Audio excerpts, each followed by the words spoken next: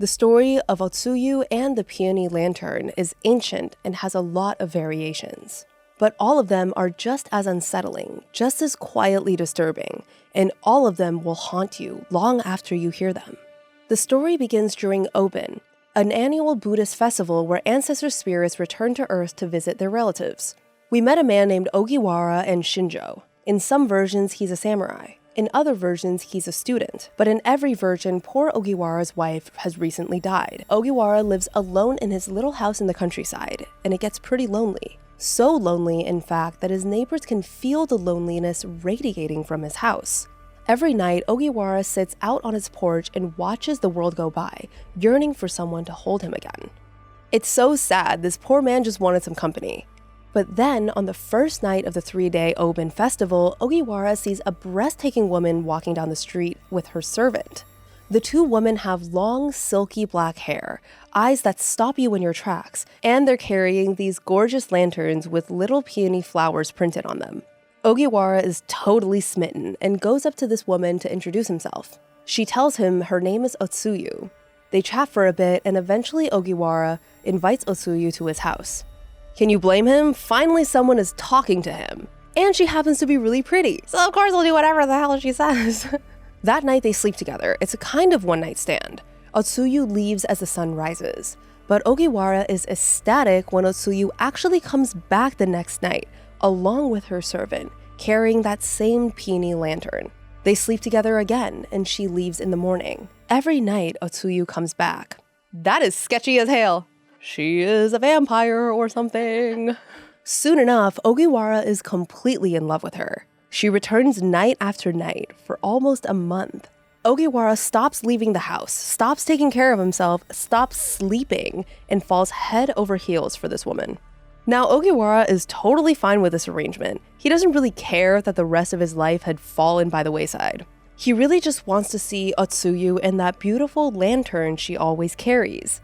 But Ogiwara's neighbors are getting kind of concerned. His wife died, he started seeing this new girl, and suddenly he's a recluse?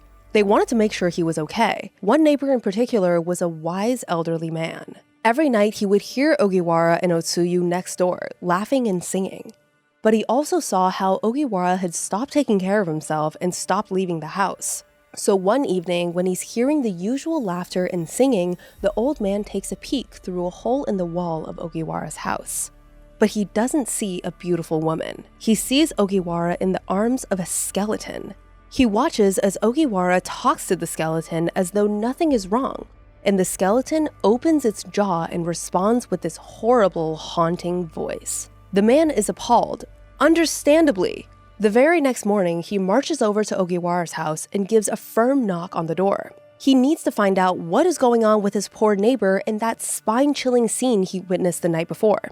When Ogiwara lets him in, the old man explains that it's not a beautiful woman that he has fallen in love with. It's a ghost. He's like, I know you're lonely, but this lady is literally dead. He says Ogiwara needs to go to the temple and consult a priest immediately. Ogiwara is pretty spooked. He had no idea that this lady was dead, of course, but now he's really freaking out. He heads over to the temple and walks up to the gates. To his horror, he finds a grave with an old, raggedy peony lantern hung on it, Otsuyu's grave. His neighbor was totally right. Terrified, he begs the priest to guide him. He'd fallen in love with a ghost and he has no idea what to do. The priest tells Ogiwara that this is really serious. He's in danger, and the more he sees Otsuyu, the deeper in love he falls, the worse the danger becomes. The priest tells Ogiwara that he was on the verge of being taken into the world of the dead.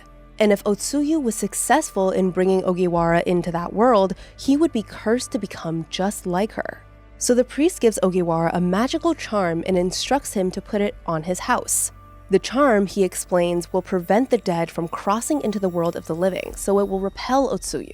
So Ogiwara races back home and hangs the little charm on his door, and it works. That first night comes and goes, and Otsuyu doesn't come in. And the second night, and the third. Several days pass without Otsuyu coming into Ogiwara's house. But she and her servant do return every night to cry at his door, reminding him of how much they miss him.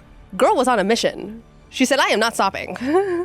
begging him to let them in. This is like torture for Ogiwara. He really missed Otsuyu. Hearing her cries outside of his door every night was unbearable, and he wanted nothing more than to let her back inside, to curl up in her arms.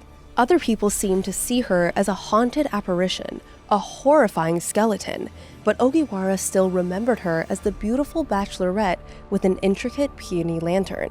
If you're brave enough, subscribe now. Just search for @Crimehouse Studios on YouTube. And remember, reality is the real horror.